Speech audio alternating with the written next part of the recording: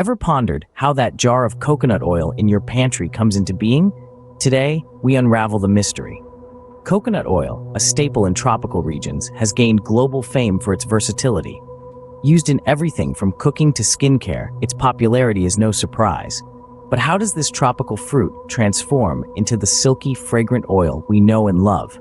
It's a journey that begins in lush groves and ends in your kitchen. Join us as we journey from the tropical groves to your kitchen cabinet. Our journey begins in the lush tropical groves where coconuts grow in abundance. Picture trees laden with these fruits, swaying gently in the breeze, waiting to share their bounty. The art of coconut harvesting is a delicate dance between man and nature.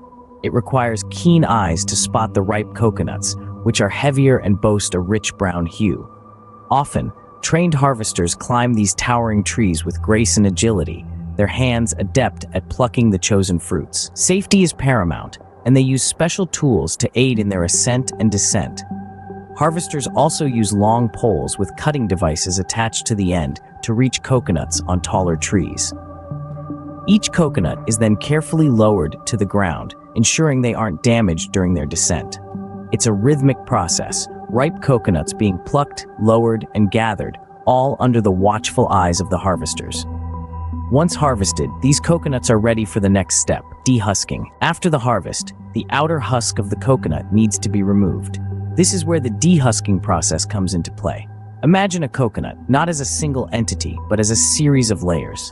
The outermost layer is a fibrous husk, a protective shell that nature has ingeniously designed.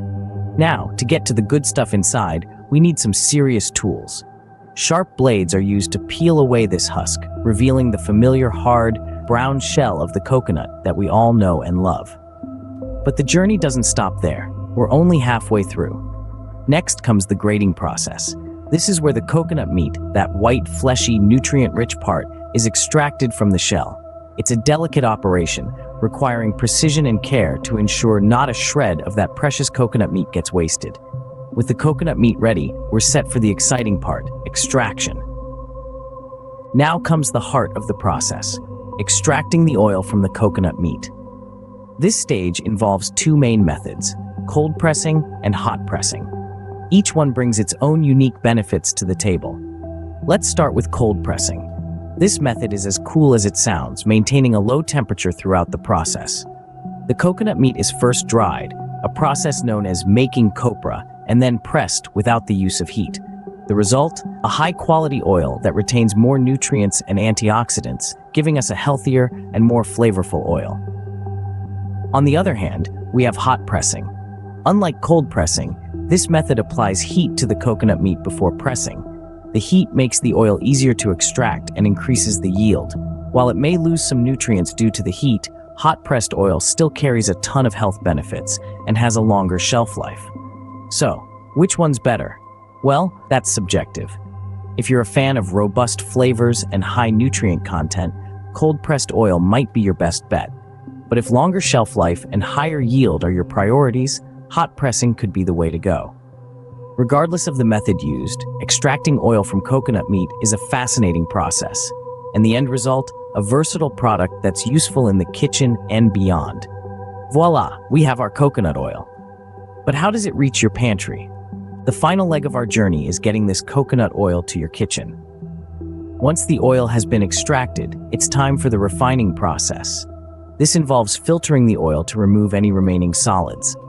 This step is crucial as it ensures the oil is pure and of the highest quality. Next comes packaging. The oil is carefully poured into jars or bottles, each one inspected to ensure no contaminants have made their way into the final product. It's not just about aesthetics, but ensuring the safety and quality of the oil you'll be using. Now, on to the distribution. These jars and bottles are carefully packed and stored in temperature-controlled environments to maintain their freshness and quality. They are then shipped off to various locations around the world, ready to be put to use in your kitchen. Quality control is paramount in this process, as it guarantees the coconut oil you receive is of the highest standard. And there you have it, your jar of coconut oil, ready for use. Isn't it fascinating how much goes into producing this versatile oil?